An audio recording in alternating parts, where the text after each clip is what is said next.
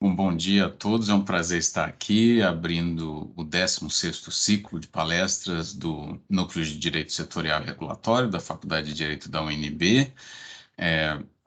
Eu ainda apresentarei a nossa palestrante, que inaugura o ciclo de hoje, mas eu gostaria de passar inicialmente a palavra ao nosso colaborador, o Pedro Henrique Gonê Branco, que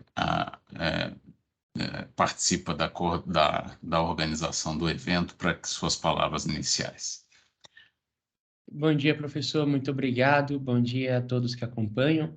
Este evento de agora dá início ao 16º programa de palestras do Núcleo de Direito Setorial Regulatório. É um projeto único na Faculdade de Direito da Universidade de Brasília. Tem à frente o professor Márcio Iório, e tem a grande vantagem de trazer, não só para os alunos de graduação, mas para todos os pesquisadores do Núcleo de Direito Setorial Regulatório, um contato direto com quem faz a regulação na prática, né? Com as pessoas que estão à frente e com aqueles e aquelas que conseguem ver como a teoria se relaciona com a atividade prática do regulador. Então, é uma oportunidade única para todos que têm a sorte de ter o contato com o professor Marciório, que coordena esse projeto. E, além disso, acho que é importante ressaltar, é o evento que perdura por mais tempo na faculdade de modo ininterrupto. Então, é uma grande alegria fazer parte desse projeto. Professor, muito obrigado. Muito obrigado, Pedro Henrique, e eu gostaria de agradecer a presença da nossa palestrante, a doutora Priscila de Pádua Mourão, desculpe, a sua presença é muito importante, doutora Priscila, sobre o tema de experiência judiciária de decisões sobre leitos de UTI e o mapa de visualização dos leitos. A doutora Priscila é analista judiciária do STJ, atua no Núcleo de Admissibilidade de Recursos Repetitivos, na assessoria à presidência, é graduada em Direito pelo Uniceub, pós-graduada em Direito dos Contratos pela UDF e Direito Público pela Faculdade de Projeção, mestranda em Direito, Regulação e Políticas Públicas pela UNB, no programa de mestrado profissional em Direito, Regulação e Políticas Públicas. Então, é um prazer tê-la aqui. O motivo do convite foi exatamente o seu conhecimento ímpar sobre a temática que nos brinda hoje, que é essa experiência judiciária de ajuste regulatório sobre os leitos de UTI, e, e nós somos todos ouvidos. Muito obrigado novamente pela sua presença. Bom dia a todos e todas. Bom dia, professor Márcio, Pedro. É uma honra falar sobre uma temática tão importante. Já vivíamos momentos angustiantes na área de saúde antes da pandemia. Vimos cenas de horror nesse período que ainda nos atormenta, mas devo dizer que temos problemas, mas precisamos conhecer o sistema antes de criticar. A minha experiência prática e teórica nessa área regulatória iniciou-se na seção judiciária do DF, quando me deparei com realidades dos profissionais que atuavam na ponta para a resolução de conflitos e que envolviam tanto a distribuição de processos que lidavam com urgências afetas às questões de saúde, quanto ao cumprimento de decisões judiciais relacionadas à temática. Durante algum período de vida, até bastante considerável, que foram 12 anos na seção judiciária do DF, estive diretora do núcleo judiciário e pude vivenciar as dificuldades desses operadores do direito. Quando se tratava de distribuição de processos, víamos que tinha o advogado postulante pelos direitos das partes, que requeria medidas urgentíssimas e que precisava de um provimento jurisdicional que atendesse necessidades, que atendesse na medida da manutenção da vida dos pacientes que pleiteavam transferências de leitos de UTI, outras vezes medicamentos, procedimentos emergenciais, cirurgias complexas. Bom, então, lidando com a questão da distribuição, verificávamos que, num primeiro momento, a parte tinha angústia de ver uma distribuição rápida e célere.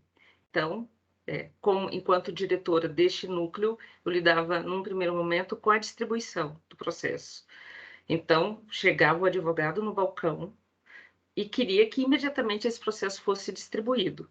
Só que antes dessa distribuição, precisávamos analisar as questões de prevenção, porque dentro do âmbito da sessão judiciária era relativamente simples o procedimento, só que não tínhamos condições de analisar se essa prevenção alcançava o TJDF, por exemplo. Essas ações poderiam ser distribuídas no âmbito da sessão judiciária do Distrito Federal e também na Justiça Federal. O que temos hoje nesse cenário? Não existe no sistema jurisdicional um sistema que capte essa distribuição dúplice, né? Não temos esse sistema que analise a prevenção nacional. Como nós temos nas questões de saúde a questão tripartite de competência, que o sujeito que necessite de um desses atendimentos pode ajuizar sua demanda no município, no estado ou na União, né? Que demande serviços que podem ser prestados pela União. Aqui no DF, que é a experiência que eu tive mais possibilidade de vivenciar, o advogado distribuía a ação no TJ, ao mesmo tempo que distribuía a ação, não é falando mal de advogados, mas distribuía também na Justiça Federal, ficava aguardando a concessão ou não da medida liminar, e, enquanto isso, acompanhava pelo sistema, onde ele tinha mais possibilidade de êxito, né, em relação à concessão de uma medida liminar, e desistia da outra ação. Então, até hoje, não se tem, no âmbito do Poder Judiciário Nacional, esse sistema que verifique a duplicidade de distribuição de ação ou que se detecte essa prevenção no âmbito nacional. Bom, isso, num primeiro momento, pode ser não tão preocupante, mas isso onera em relação aos custos efetivos do processo, isso tem um impacto financeiro, né, em relação ao Poder Judiciário, e também desestrutura o próprio sistema de saúde. Então, eu já digo que agora o CNJ tenta unificar esse sistema em relação à distribuição, né? Mas só existe um processo formal de tentativa de unificação dos sistemas, porque o TRF da Terceira Região provocou essa matéria no final de novembro de 2021, pouco antes da pandemia, porque se sugeriu fazer essa busca pelos CPFs, de distribuição por CPF. Hoje a gente tem, no âmbito do CNJ, o processo chamado de integração de distribuição, chamado Sinapses, né, que é bem famoso, até a Universidade de Brasília participa desta pesquisa, e que se utiliza de inteligência artificial. Quando a inteligência artificial for realmente incorporada no âmbito do processo de integração de dados, mineração de dados e busca efetiva de integração de sistemas, realmente a gente pode verificar essa eficiência desejável. Então, quer dizer, quando a gente fala em sistemas de saúde, de diálogo institucional, o primeiro momento é da distribuição. Então, esse é um momento crítico, certo? Então, quando a gente pensa demandas de saúde, demandas individuais ou coletivas, que assoberbam o Poder Judiciário, que hoje representam mais de 2,5 milhões de processos. Esse número é dos dados abertos da Justiça, dados disponíveis no sistema do CNJ, 2,5 milhões. A gente hoje fica com essa realidade assustadora e não tem como parar se não houver a dedicação dos profissionais, tal como preocupação colocada pelo professor Márcio, em grupos de estudo, né, em discussões atuais e necessárias para começar a repensar o sistema de justiça envolvendo as questões de saúde, né? Então, essas causas referem-se hoje a 5 de saúde, que envolvem o tema do qual vou tratar, envolvem só de leito de UTI, 54% das demandas, né? Leitos de UTI hoje pega 54% destes 2,5 milhões de processos que tramitam hoje no Poder Judiciário. Então, vamos ver como é que isso realmente acontece aqui no DF. Eu escolhi o Distrito Federal em razão das ações serem distribuídas hoje ao TJDF e à Seção Judiciária do DF, que já conta com 2 varas especializadas, né? Não sei se já é de conhecimento comum, mas já temos a 3ª vara e a 21ª com juizados federais adjuntos. Bom, então isso impacta falar de números, mas é necessário que tenhamos esse conhecimento do sistema para que possamos analisar as justificativas de urgência e a concessão ou não dessas medidas. Então, falei um pouquinho da minha experiência da distribuição ao decorrer da apresentação. Vou dispor sobre as urgências tratadas pelo magistrado, como ele visualiza isso em razão dos dados obtidos pelo CNJ e dos sistemas já incorporados ao Poder Judiciário e que são disponíveis ao magistrado para subsidiar as decisões e que deem aos nossos operadores, vamos dizer assim, que têm maior poder de integração, né, dessa sistemática toda, mais segurança e eficácia na prestação jurisdicional. Então, esse é o nosso desafio com a nossa apresentação de hoje. Então, vou seguir aqui com a nossa exposição. Estamos vendo. Obrigado. O senhor visualiza? Sim, estamos vendo perfeitamente. Ok, então, experiência judiciária de decisões sobre leitos de UTI e o mapa de visualização dos leitos. Alguns dados não serão disponibilizados na integralidade em razão da Lei Geral de Proteção de Dados e do período eleitoral que, por imposição, né, dos próprios dispositivos legais, tirou, né, do ar a integralidade dos dados, né? Não temos os dados disponíveis em sua integralidade. Então, como essa matéria é disponibilizada no âmbito interno? Nós vamos conhecer o sistema de regulação do Distrito Federal, os sistemas de gerenciamento de saúde que são utilizados, regulação dos leitos, mapas e ambientes de visualização, como são tratadas as prioridades clínicas, tanto no sistema de regulação do Poder Executivo e como que o juiz visualiza esses dados para apreciação das medidas urgentes liminares, mandados de segurança, tutelas, e outras medidas que sejam necessárias para o acolhimento ou não de qualquer pretensão. Regulação em saúde no DF e a resolução de conflitos na saúde. Bom, esse é um organograma que mostra de uma forma sistêmica como é a disposição do sistema regulatório no âmbito do Distrito Federal. A gente tem, no canto esquerdo da tela, a Secretaria de Estado de Saúde, as unidades vinculadas, assessorias, subsecretarias, superintendências e unidade de referência distrital. Começamos a dar mais atenção para a finalidade da presente exposição do complexo regulador em saúde do DF. As normas que são observadas para subsidiar os especialistas na área de saúde que vão fazer a regulação do sistema e prestar as informações para subsidiar os magistrados, trabalham todos eles, tanto médicos quanto enfermeiros, psicólogos, nutricionistas, todos que darão suporte na equipe que completa esse quadro, todos compõem o complexo regulador em saúde do DF.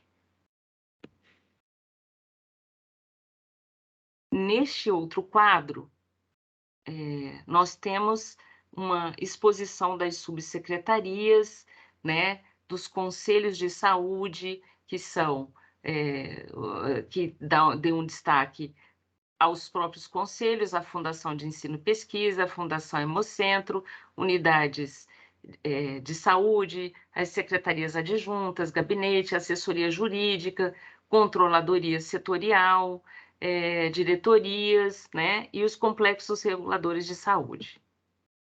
Bom, como é a atribuição principal desse complexo regulador em saúde? Achei que isso é uma norma de notada importância para que tenhamos conhecimento. O complexo regulador em saúde do DF, ele garante o acesso aos serviços públicos de saúde de forma adequada. Isso é uma, vamos dizer assim, uma norma ideal, tá? Levando em consideração os princípios da equidade, universalidade e integralidade. O que deve fazer? Implementar ações, né? Fomentar o uso e qualificação de informações, orientar diretorias dos hospitais próprios, conveniados e contratados, controlar a oferta de leitos disponíveis, estabelecer grades de referência, capacitar de forma permanente equipes de regulação, subsidiar a programação pactuada e integrada e organizar fluxos de referência especializada interregional e interestadual. Por que é importante destacar essa norma? Porque aqui é que começa o diálogo que vai avançar na garantia das informações e nesse diálogo necessário que envolve o conceito da regulação em saúde. Porque a regulação em saúde não é ato, não se constitui como ato isolado, mas existe um trabalho em rede entre os profissionais envolvidos. Né? Não há que se falar em ato regulatório de saúde sem que se observe o sistema como um todo. Né? A visão tem que ser sistêmica, então temos que olhar para o complexo regulador em saúde de cima, né? Olhando as atividades globais e as atividades individuais, para que tenhamos a noção da complexidade do sistema e dos atos também que envolvem ações individualizadas. As centrais de regulação, elas absorvem e atuam de forma integrada com os processos autorizativos, de acordo com os protocolos previamente estabelecidos. Quando se fala de leitos de UTI, né, antes do sujeito que precisa do serviço ser inscrito numa unidade de regulação, ele precisa passar por vários procedimentos, né? Então, isso envolve desde uma consulta até uma classificação que vai ser utilizada depois para fixar parâmetros, né, de urgências e necessidades. Isso são atos desde a rede de atenção primária até de uma necessidade posterior que venha classificá-lo para uma cirurgia eletiva, ou uma situação de emergência, ou até uma inclusão numa medida urgente. Então, tudo é sistêmico e tem que passar realmente por classificações criteriosas que analisem riscos e prioridades de atendimento. Então, isso tudo é feito dentro de uma análise de gestão de saúde feita pelo Poder Executivo. As normas não são simples, são realmente muito detalhadas e somente a equipe especializada e técnica pode proceder essa análise. Aí vem uma divisão das centrais de regulação que estão envolvidas, né, nessa tarefa árdua que trata desde a regulação de leitos hospitalares com estabelecimentos de saúde vinculados ao SUS, regulação de leitos de UTI, regulação de leitos gerais, internações clínicas, cirúrgicas, quem é o responsável da regulação ambulatorial, regulação interestadual, regulação de cirurgias eletivas, transporte sanitário, regulação de urgências, atendimentos psicossocial e transplantes. Ou seja, a matéria é extremamente detalhada, né? E acho que se o magistrado não tiver conhecimento da área técnica e como foi realmente classificado o paciente, né? Ou aquele indivíduo que necessita de uma tutela, né? Pelo menos hoje a gente tem um sistema chamado NATJUS, no âmbito do TJDF, que traz um resumo desse histórico, dessa informação técnica. Eu só coloquei isso na minha exposição para que tenhamos a noção de que a matéria não é nada simples e que isso precisa ser encarado de um ponto de vista que possa melhorar realmente a análise e colocar técnicos, né, cada vez mais qualificados para que auxiliem os magistrados na tomada de decisão, né? Então, se a gente tem toda essa divisão por métodos, âmbitos qualificados, especializados, né? Vejam, se eu tenho internação hospitalar, ambulatorial, cirurgias eletivas, urgências e tal, uma pessoa, um magistrado, por exemplo, que vem atuar num plantão, talvez não tenha tanta condição de analisar uma medida e avaliar uma urgência se não tiver toda a sistematização disponível, né? Bom, aí vem um outro organograma que fala da... eu vou passar até para o próximo slide, que põe uma lupa nesse organograma e dá a dimensão mais próxima de como é feita essa divisão, tá? Eu tenho núcleos de controle de infecção, vigilância epidemiológica, segurança do paciente, informações do SUS, gestão de custos, planejamento. Isso subsidia o magistrado do ponto de vista do aspecto financeiro, né? Porque há doutrinadores que passam a ideia de que o magistrado deveria se utilizar dos critérios, na medida do possível, analisar duas questões. A técnica, que falaria, ou se utilizaria da visão do ponto de vista técnico e financeiro. A medida liminar, o que significa isso? A medida liminar, ou cautelar, ou de urgência, ela deveria também observar a questão financeira, né? Se o sujeito tem capacidade financeira, é uma análise, né? Se ele realmente faz jus àquela atenção por parte do Estado. O outro aspecto seria, vai onerar o Estado a concessão daquela medida? Vai desequilibrar o sistema a concessão daquela medida? Isso é uma discussão profunda, né? Mas é um critério já destacado pelos grupos técnicos do Conselho Nacional de Justiça e que também pode ser considerado como parâmetro de análise na concessão dessas medidas. Então, isso aqui também, hoje no NatJus, já tem parecer desses núcleos, né, e que fazem uma análise financeira, essa análise técnico-legal, faz uma análise financeira dos custos. Nos leitos de UTI, já vi alguns juízes fazerem exigências do impacto financeiro, né, na concessão dessas medidas, tá? São raros os magistrados que solicitam esse parecer, mas existem alguns que fazem essa análise sobre esse aspecto, na medida do possível para a concessão. Isso eu coloquei esse gráfico para mostrar a complexidade do sistema no âmbito do Poder Executivo local e que tem várias secretarias, né? Os núcleos são mais diluídos, né? Aqui eu falo de todas as centrais de regulação, fico até um pouquinho repetido, esse processo regulatório vem sendo diluído, antes tínhamos 8 centrais de regulação, agora só temos 5, e o GDF está reestruturando essas centrais. Na verdade, existe uma tendência a que se diminuam as centrais e as assessorias técnicas, né? Criando os comitês técnicos, né? Para diminuir, na verdade, a burocracia. Não sei se isso vai dar certo, porque nessa matéria eu acho que a especialização dá um tom qualitativo.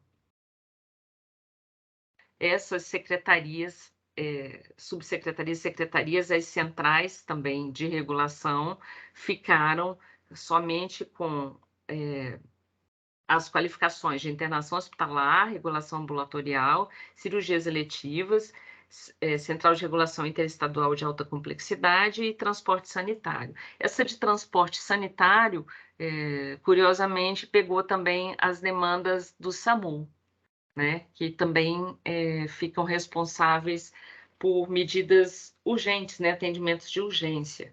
Então, essa estrutura é realmente algo que a gente não tem controle e que nos surpreendem, né?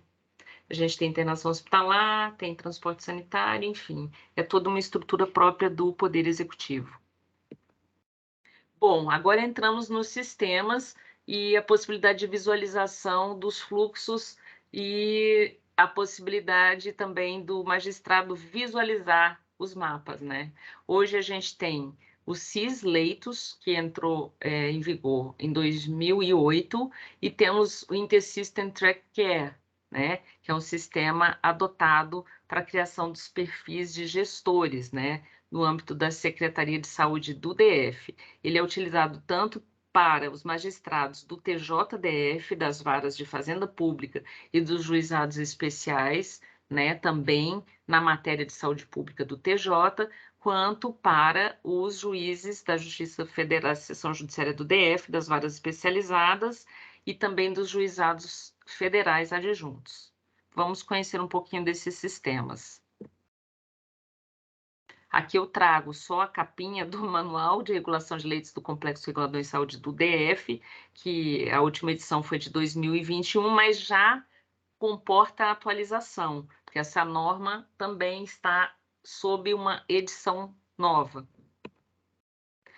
Aqui eu trago para vocês um pouquinho do fluxograma, né, dessa Central de Regulação de Internação Hospitalar, porque é através dela que o cidadão é inserido no sistema, tá? É uma unidade orgânica que utiliza o sistema informacional e plataforma web, que permite acompanhamento das solicitações de internação de leitos de UTI, faz o registro das informações e as evoluções clínicas. Tudo isso é uma informação prévia para que se tenha uma visão prática, né, para ficar disponível, porque ela marca a entrada com o horário de atendimento, porque em relação à vida, cada minuto conta, né? Então, o quadro de urgência e emergência, ele tem uma evolução muito rápida, né?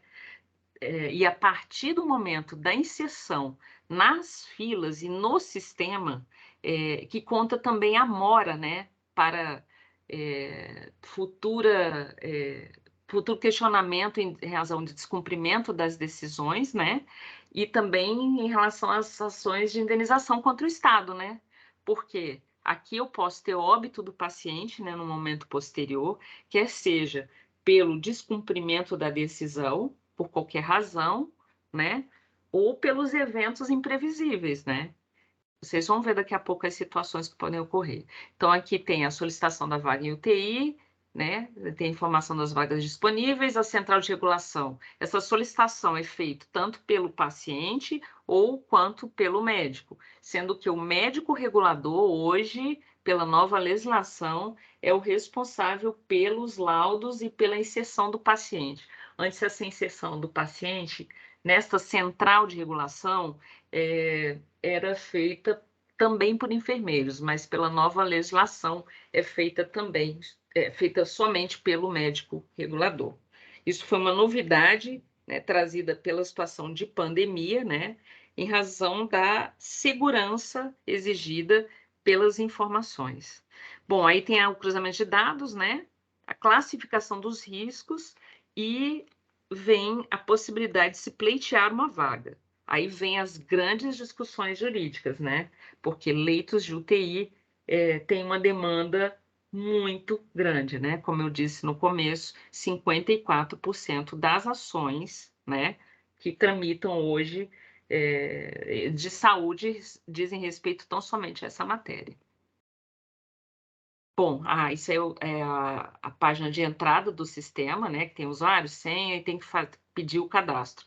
Curiosamente, a maioria dos juízes hoje não utilizam esse sistema.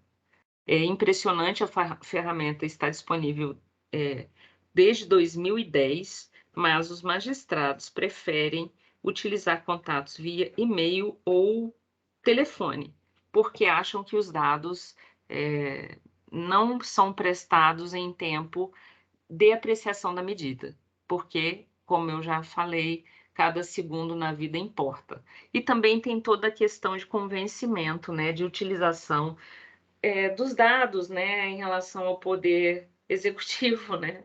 Então, isso precisa de reforço em relação ao diálogo institucional, né, para que se estabeleça mais segurança com as informações técnicas, mas a realidade é que os magistrados não utilizam, mesmo a ferramenta sendo disponível. Alguns diretores de secretaria fazem um trabalho de convencimento quando eu estava na sessão judiciária, né, eu tinha sempre o cuidado de reforçar a necessidade da utilização de ferramentas seguras e disponíveis para que esses dados até posteriormente fossem replicados e devolvidos ao próprio CNJ e aperfeiçoadas as ferramentas, né? Porque só realmente com a utilização é que conhecemos os problemas. Aí o que acontece? No canto esquerdo dessa tela, a gente tem ali mandado judicial, certo? Tem aquele campo.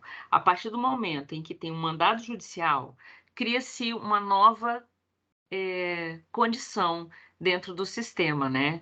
Porque eu tenho normalmente uma fila comum, né? Que a gente está falando de filas, certo? Então, eu tenho uma fila comum de solicitantes de serviços de saúde, né? Seja ele qual for. Claro que aqui a gente está se referindo a leitos de UTI, mas a partir da inserção daquele dado, daquela setinha ali, cria-se um novo serviço dentro do sistema. Então, na verdade, temos aí realidades distintas, né? Uma em relação à fila comum, que vamos dizer, fica a cargo somente do Poder Executivo o gerenciamento, né, que vai tratar desses casos, e outra a partir do mandado judicial. Isso realmente é uma matéria que tem um valor filosófico, prático e real, né? Porque a partir de uma ordem judicial, você tem um possível ou provável desequilíbrio do sistema como um todo, né? Se essa ordem judicial não for realmente concedida com análise criteriosa, técnica e com toda a segurança de informações, né? Porque quem tem a sua pretensão acolhida realmente pode ter, vamos dizer assim, o seu direito que prevalece naquele momento que a ordem foi concedida. Mas isso não significa que vá continuar a ter todos os benefícios que o Estado deveria fornecer. Vou dar um exemplo. Pessoa que tem uma ordem concedida, né, para transferência de leito de UTI e posteriormente teria que ter o acompanhamento da rede pública.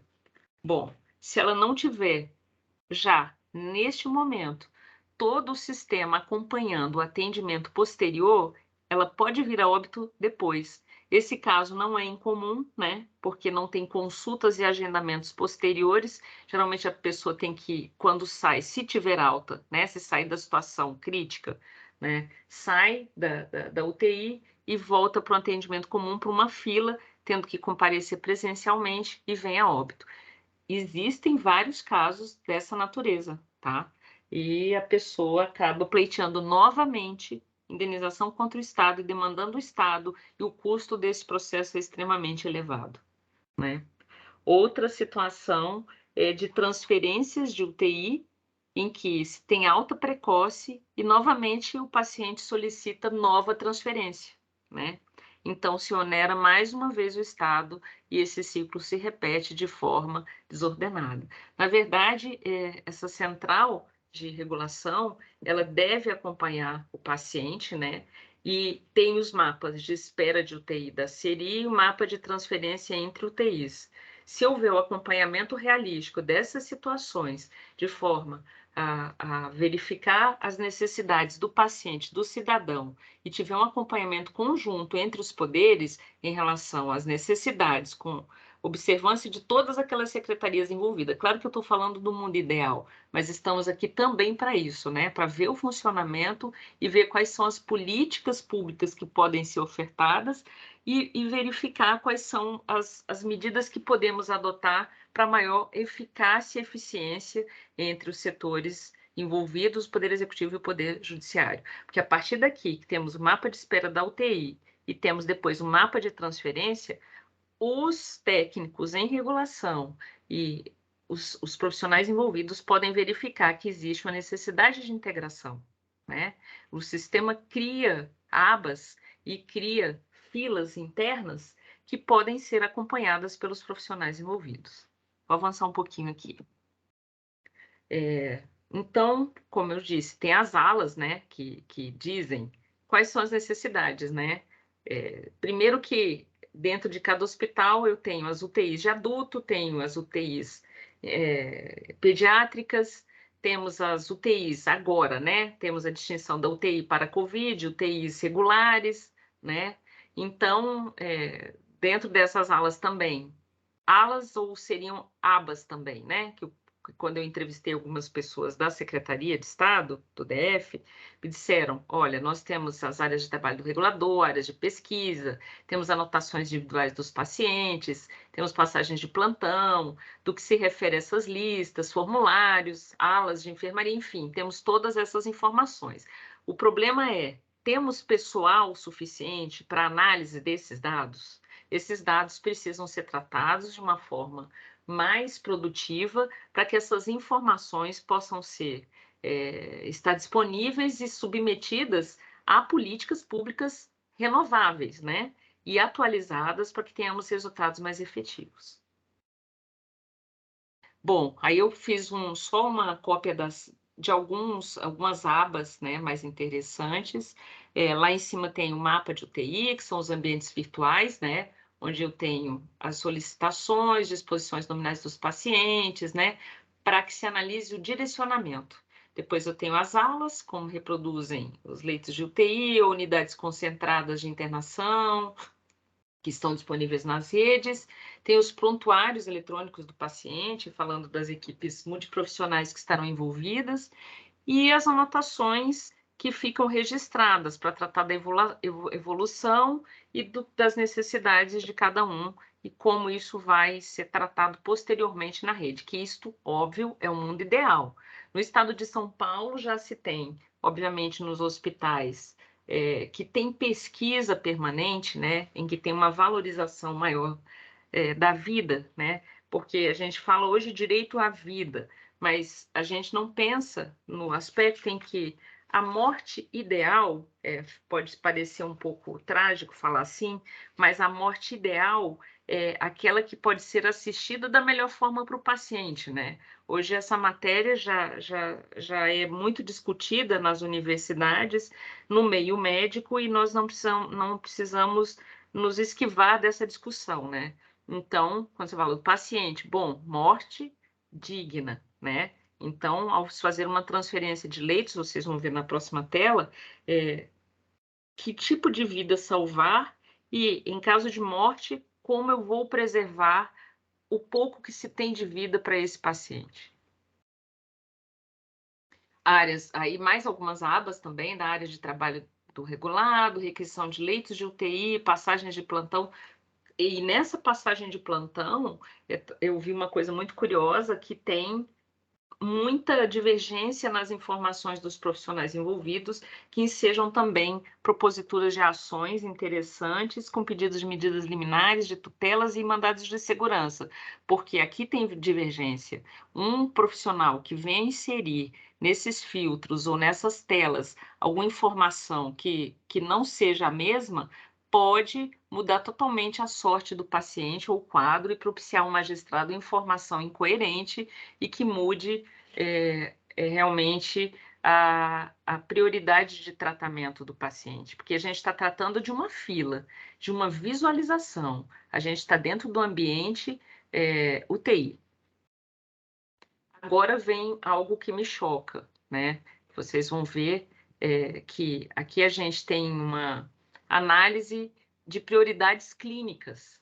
Não sei se vocês já ouviram falar dessa matéria, mas muitos juízes, quando pegam esses processos de transferência de leito de UTI, perguntam assim para a assessoria: qual é a prioridade? Qual é a cor? Vermelho, amarelo, verde, azul ou lilás, quase roxo? Durante a pandemia, vi algumas matérias até irresponsáveis dizendo: não tem prioridade. Será que essa análise da prioridade ela é determinante para a concessão de uma medida liminar? No primeiro, vocês vejam que tem uma análise, o primeiro que eu falo, vermelho, né? Tem tratamento intensivo que não podem ser prestados fora do UTI. Tratamentos compreendem suporte ventilatório invasivo e não invasivo, infusão contínua de drogas, pacientes que não há limites em se iniciar ou introduzir a terapêutica necessária. Bom, agravem o vermelho. O prioridade 2 inclui pacientes sem instabilidade, mas que necessitam de monitoração intensiva, possibilidade de descompensação. Bom, critérios médicos, né? Mas não existe limite terapêutico geralmente estabelecido para esses pacientes. No 3, pacientes instáveis com baixa probabilidade de recuperação, seja pela doença, nananá. No 4, pacientes com pouco ou nenhum benefício de admissão em UTI. Poxa vida, preocupa. No 4B, pacientes com terminalidade ou com doença irreversível diante da morte iminente. Bem, eu já conhecia esse critério por conviver com algumas pessoas da área médica, mas esse critério, que chama critério SUS, me choca. Por quê?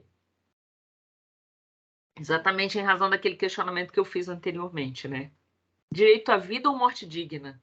Se você pensar no direito à vida, o juiz vai analisar os critérios vermelho, amarelo e verde e pode vir a conceder uma medida liminar ou cautelar de internação ou transferência de leito. Se ele considerar a prioridade 4A ou 4B, já não mais. Por quê? Esses pacientes têm pouca chance de serem beneficiados com a transferência ou internação, né? Porque se você analisar o critério técnico, desculpem, que teriam pouco ou nenhum benefício de admissão, ou terminais, ou doença irreversível, realmente, ao interná-los, não teriam condição de vida.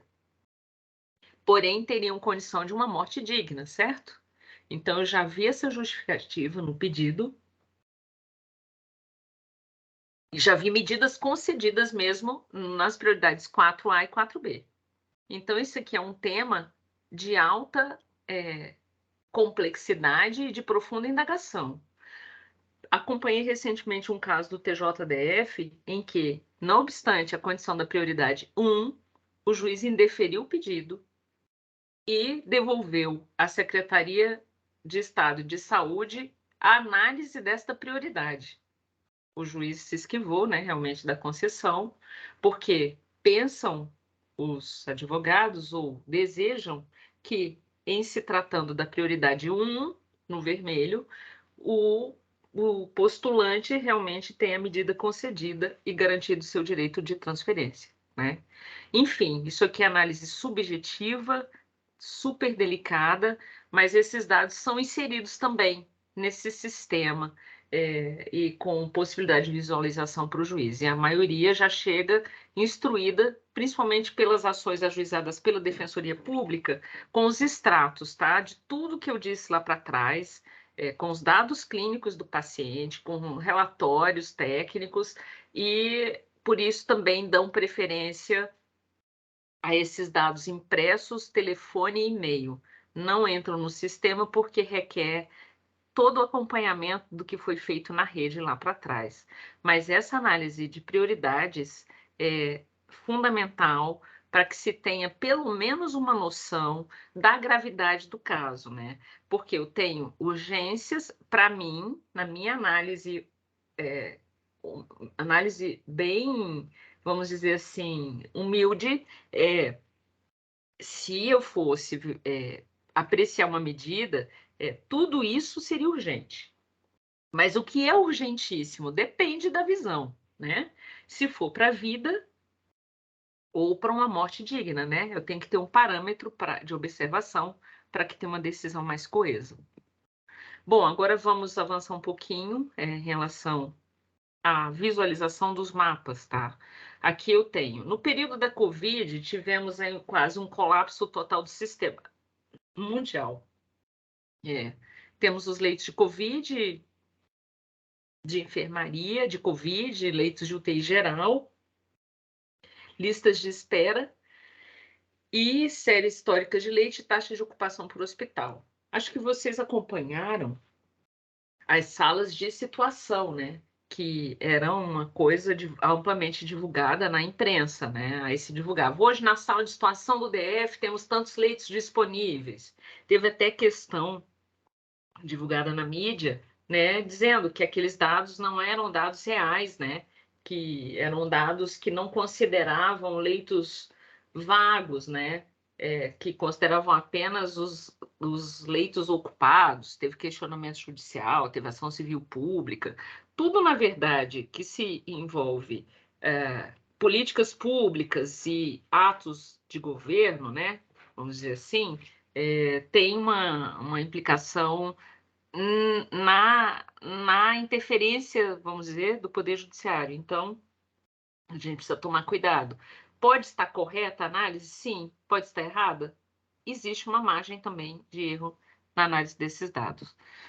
Bom, aqui eu coloquei a lista de espera por leitos de UTI, que é o que visualizam, tá? E são os mapas. Eu não consegui o mapa em si, porque eu teria que ter o perfil do gestor. Eu trouxe somente as telas de visualização, porque eu não poderia trazer nenhum dado que tivesse informação dos pacientes, né?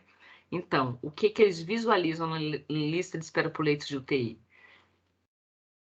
A gente visualiza lista de espera, os pacientes direcionados para leito de UTI e lista de transferência entre UTIs. Ali vê o subtipo de leito, se é ou não COVID, o suporte, ou seja, são dados técnicos com registro do número do paciente, datas e horário de inserção. Essa hora de inserção para análise de urgências, acho que é um dos dados mais importantes. Então, que tipo de paciente que é, a questão daquela prioridade clínica, né, que eu falei anteriormente em relação às cores, e o horário de inserção, que conta a mora administrativa. A próxima é a série histórica de leitos, né, que é outro dado disponível também, que coloca o número, né, de leitos disponíveis por período. Ele pode ser visualizado em qualquer um desses períodos aí, com taxa de ocupação, dizendo que se o leito é ocupado, vago, e se ele pode ser disponibilizado ou não. Então, esses gráficos são muito interessantes. Depois eu posso disponibilizar para o professor e para o departamento algo mais dinâmico. Porque esse aqui eu não consigo entrar na tela agora. Mas eu achei bem interessante trazer essa visualização para que tenham noção de que os dados no portal de transparência da controladoria estão disponíveis de uma maneira que a gente pode fazer uma pesquisa bem mais profunda. Aqui ele dá noção que os leitos podem ser classificados como adulto, neonatal, pediátrico, e a gente acompanha ano a ano. Na verdade, se a gente for observar essa série histórica, a gente vai ver que a situação sempre foi crítica, né? A pandemia, ela agravou a sistematização dos trabalhos como um todo e a questão de realocação de recursos, né? Mas a situação da saúde sempre foi crítica, né? Esteve pior na pandemia porque o foco da saúde foi todo para os cuidados com a pandemia e não tinha preparo e estrutura para atender aquela demanda de uma vez só, né? Tanto que agora a gente tem o colapso pós-pandemia, né? Porque todo o resto que não Covid está a colapsar. Os dados pós-pandemia, realmente, são piores do que o período da pandemia. As emergências cardiológicas agora, elas demandam muito mais cuidados e atenção da rede básica, né? E vão onerar bastante o Estado, né? Agora, a preocupação é atender essa demanda da rede de atenção primária, né? Então, não são mais as emergências de transferências de leitos, né?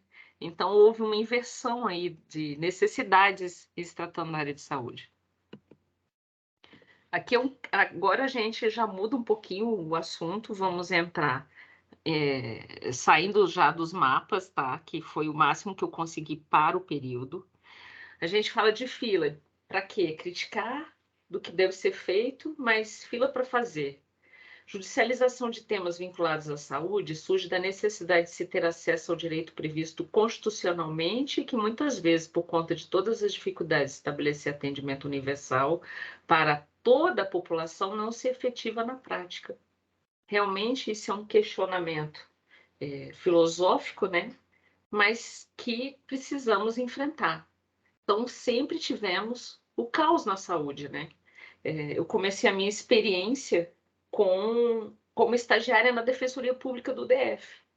Depois, fazendo concursos, me deparei com essas realidades, né, que eu já citei, da experiência da decisão judiciária do DF, foi a primeira questão da distribuição, depois com os oficiais de justiça, trabalhando na tentativa de dar a maior efetividade como longa-manos dos magistrados para o cumprimento das decisões, na maioria dos casos, em relação aos pacientes de leitos, transferência de leitos de UTI, os pacientes iam a óbito antes do cumprimento das decisões, né?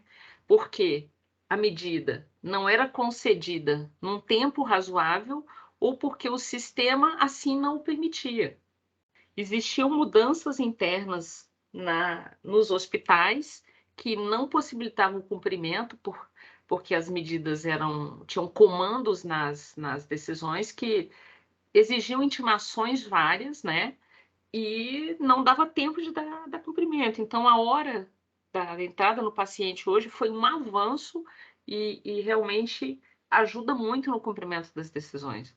Vocês vão ver aqui no histórico, que a gente vai falar daqui a pouco, isso foi um dado muito importante, e os mandados hoje eles são colocados como exceção de hora de cumprimento, né? Tantas horas para cumprimento, porque as decisões sem multas e sem esse comando de horas para cumprimento e de intimações, elas não são eficazes. Ouvi de um juiz essa semana que não adianta fixar multa com valores altos, porque quando não se quer, não se tem boa vontade política quanto ao cumprimento, simplesmente se deposita o valor, ainda que seja mais alto, se onera o Estado, mas o que é mais precioso, que é a vida, se vai. E aí só te resta pedir indenização, a família, né, que fica.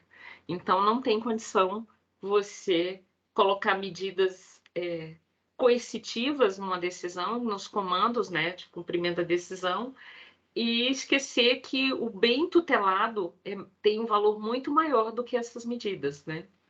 Então, é isso. Criticar uma coisa, sugestão do que deve ser feito é outra, mas efetivamente fazer são medidas que devemos pensar. Agora eu trago aqui alguns dados, né, extraídos dos sites do CNJ, né, demandas que chegam ao Superior Tribunal de Justiça envolvendo novos casos de saúde.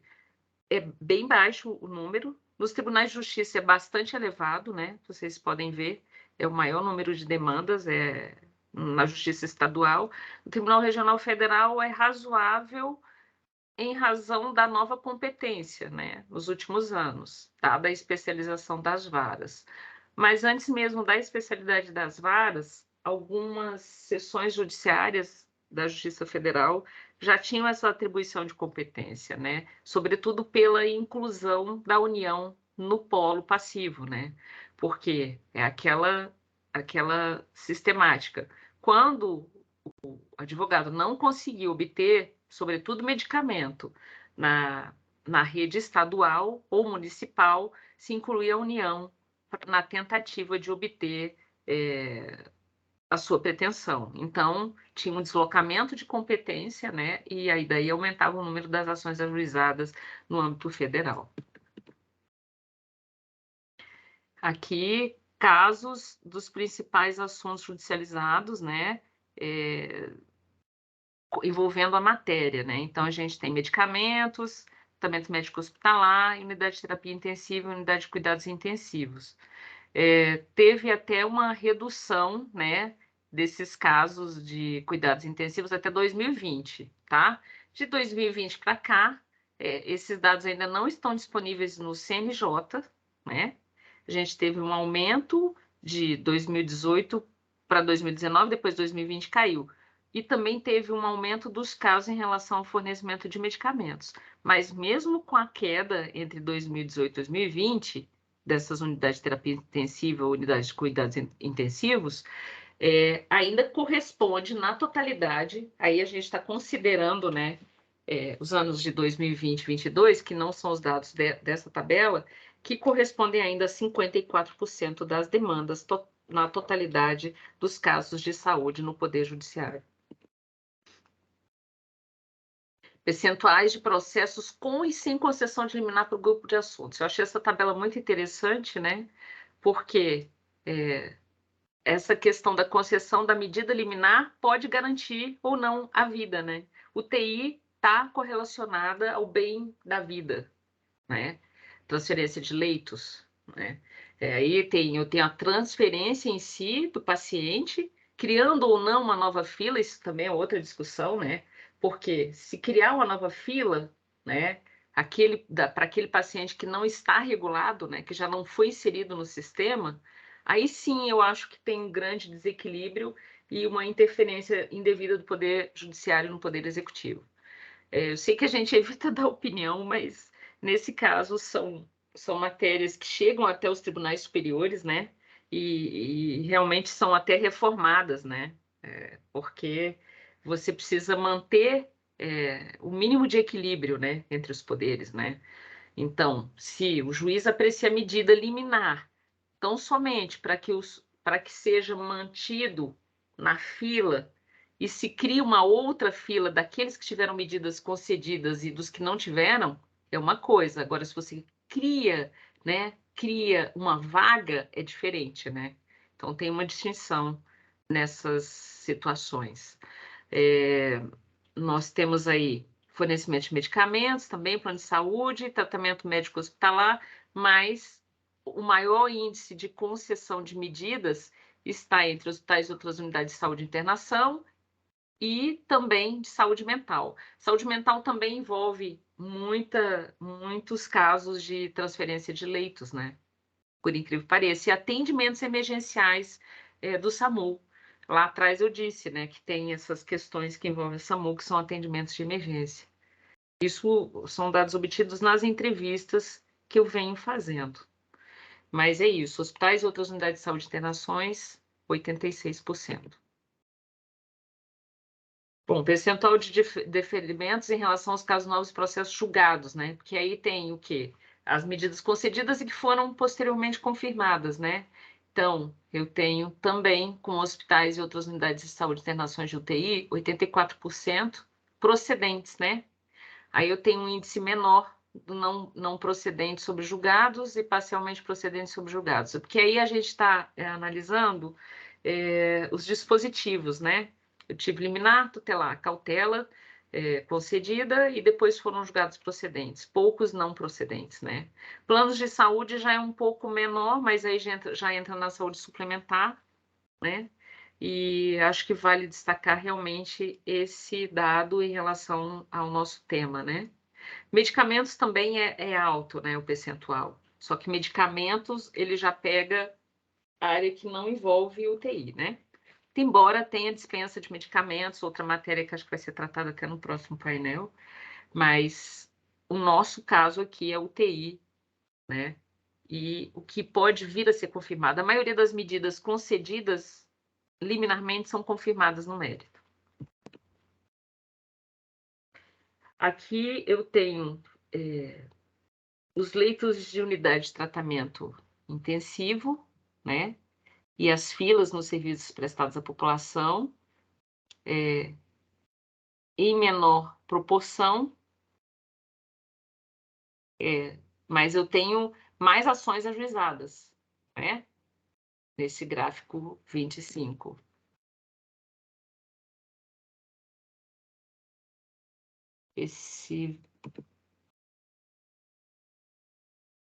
E ali eu tenho a maior quantidade de ações ajuizadas também no leitos de unidade de tratamento intensivo. Esse é um dado inversamente proporcional.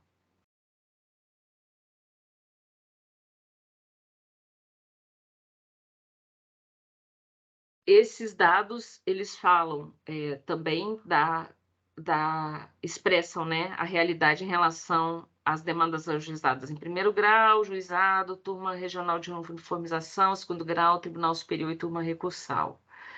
Isso aí demonstra que nos tribunais superiores as demandas são mínimas, né, porque é muito difícil você passar da admissibilidade recursal, né, com esses processos que envolvem matérias de fato, né.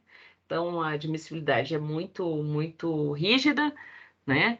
As maiores demandas são na justiça de primeira instância, às vezes alguma matéria também tratada nas turmas regionais de uniformização, que envolvem os juizados.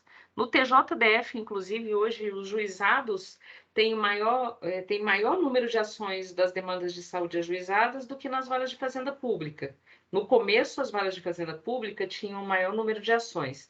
Depois, os juizados especiais passaram a demandar mais atenção por parte dos magistrados e comportar a maior número de matérias apreciáveis, sobretudo sobre medicamento, né? O TI sempre foi crônico, né? Esse problema, e agora, na verdade, continua. Na pandemia, a gente não tem os dados aqui nesta apresentação, por se tratar de um período excepcional e que os dados não mostram a realidade do sistema permanente, né? Foi o caos e isso requer, na verdade, uma apresentação somente para a pandemia, embora conste em todos os dados de saúde, seja o Ministério da Saúde, CONAS, qualquer órgão relacionado, né, a gerenciamento de dados, vocês vão encontrar dados da pandemia, inclusive. Essa pesquisa foi mais difícil porque eu tive que tirar muita coisa em razão da pandemia, né? Então, a Justiça de Primeiro Grau tem a maior demanda, os tribunais regionais de uniformização dos juizados têm a segunda maior demanda, os tribunais superiores uma menor demanda. E tem muita matéria que tem competência mista, né, no segundo grau, de ambos, que trazem também discussões bem interessantes sobre o tema. Mas todas relacionadas, muitas relacionadas a medicamentos. O que acontece em relação ao UTI? Infelizmente, os pacientes não resistem muito tempo, então essas discussões, na maioria das vezes, não são, os processos nem continuam, né? São extintos. Então, na questão de UTI, a maior discussão em relação às emergências e urgências e às transferências em si. As sentenças até são mais fáceis para serem prolatadas, né? Porque elas vão confirmar ou não a medida.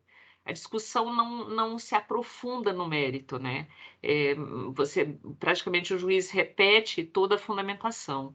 As maiores discussões jurídicas estão na matéria de medicamento, né?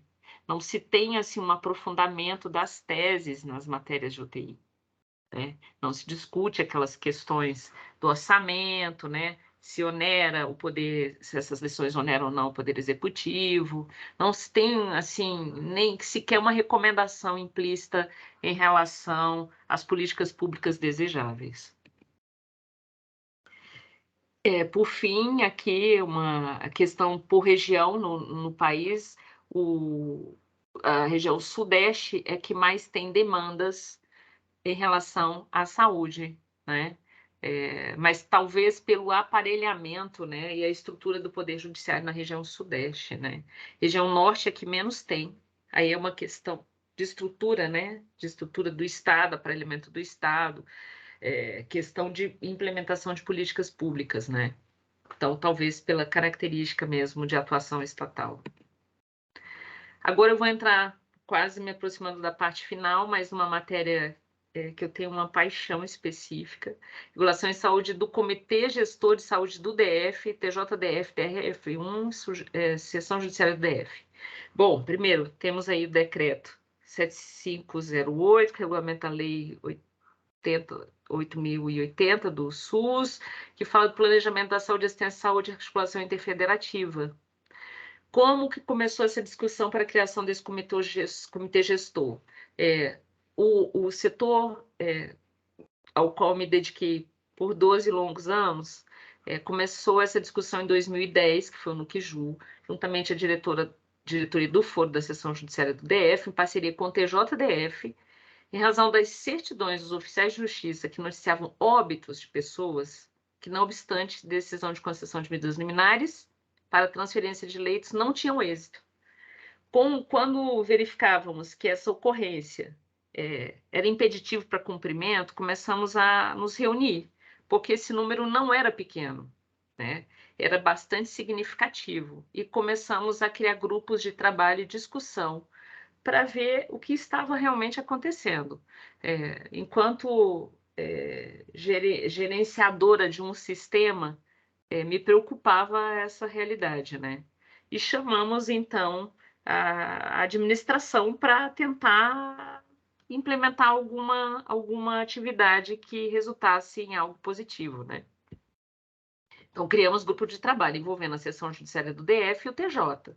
O que estava acontecendo? Porque eu tinha uma medida deferida, não se admitia que, mesmo concedida, esses pacientes viessem a óbito. Será que era ineficiência no cumprimento? O que acontecia? Então, percebemos que tinham os comandos ineficazes nessas decisões, que eram muito burocráticos, né? Embora tivesse a determinação, e tinha também o sistema que não colaborava, né?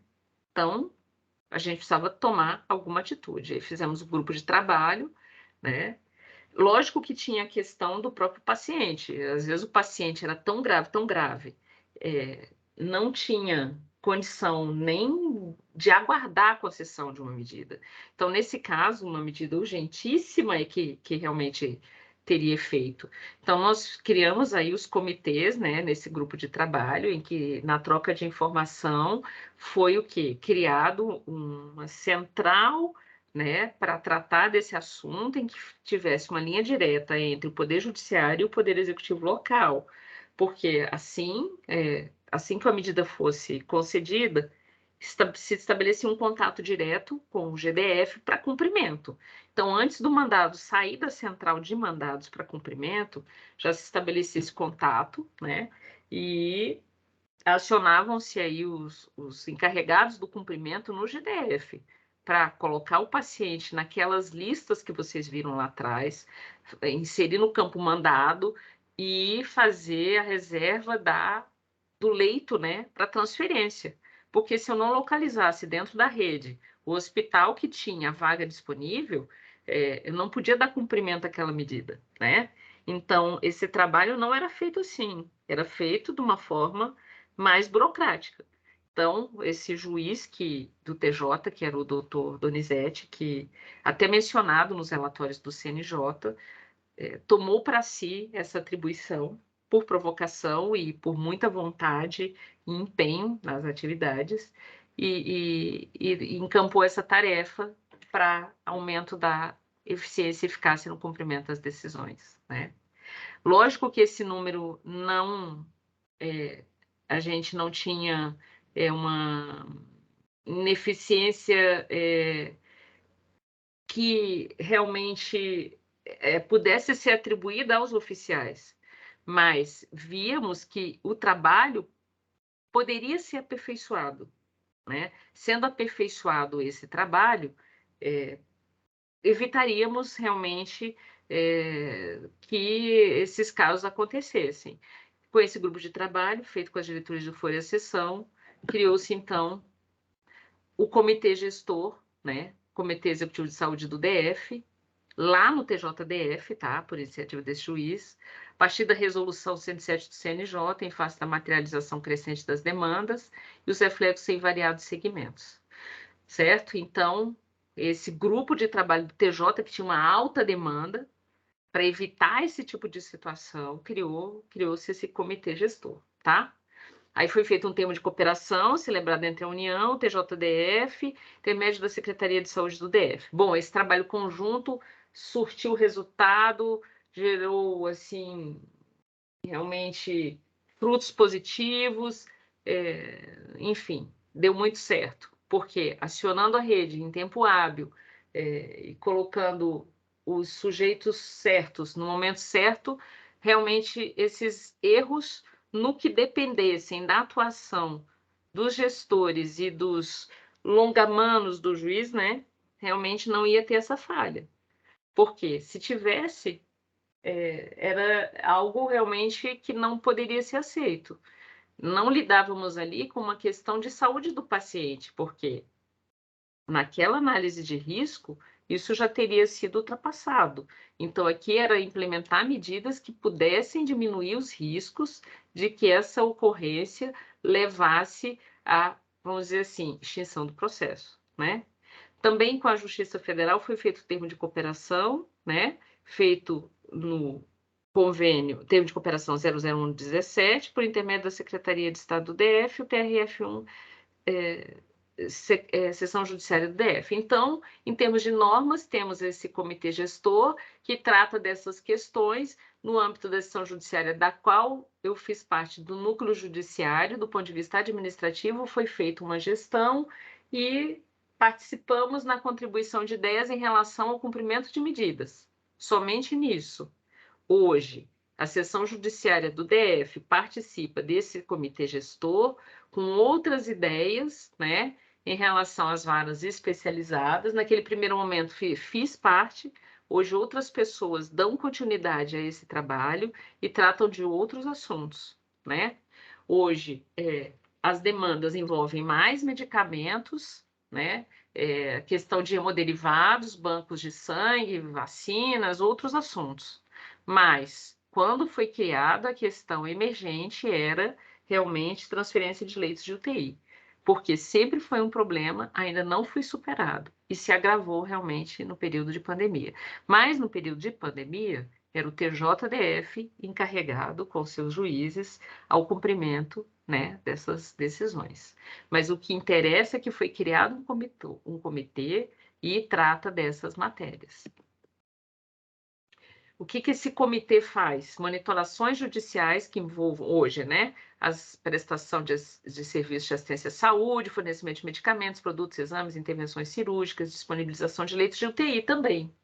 Todas as medidas administrativas que possam melhorar essas ações judiciais, quaisquer, né? Em qualquer fase, né? Do processo como um todo, né? Podem ser implementadas melhorias. Coordenam e executam ações de natureza específicas, relevantes no serviço de cuidados e atenção à saúde, e abrem o diálogo, né? Canais de comunicação. Servem mais também como uma linha direta com a Secretaria de Saúde. E estabelecem também uma nova dinâmica na resolução de situações conflitivas. Quem participa? Os magistrados, o Ministério Público, defensores públicos, membros, advogado da União, advogado indicado pela OAB, gestores da Secretaria de Saúde, Conselho Regional de Medicina, pesquisadores, representantes operadores de plano de saúde, seguradoras, cooperativas e outros. E também aceita indicações de outros partícipes para qualificação dos diálogos e de novas medidas a serem propostas. Então, é um comitê muito interessante, que precisa ser movimentado, né? E o foco é a prestação eficaz do serviço público de cuidados de saúde, né? Que reflete muito nas ações judiciais em andamento. Agora, o que eu acho mais interessante, além dessas medidas que já foram implementadas e que podem ser melhoradas, é esse assunto da justiça multiportas, é Multi-Dock Courthouse System, né, que veio originário da Escola de Harvard, que é a resolução de conflitos de forma mais adequada. O que temos na prática em relação a esse assunto? Nós temos uma Câmara Permanente Distrital de Mediação em Saúde, a CAMEDES, né? Não sei se é de conhecimento desse grupo, a Portaria Conjunta número 1, de 26 de fevereiro de 2013. CAMEDES é uma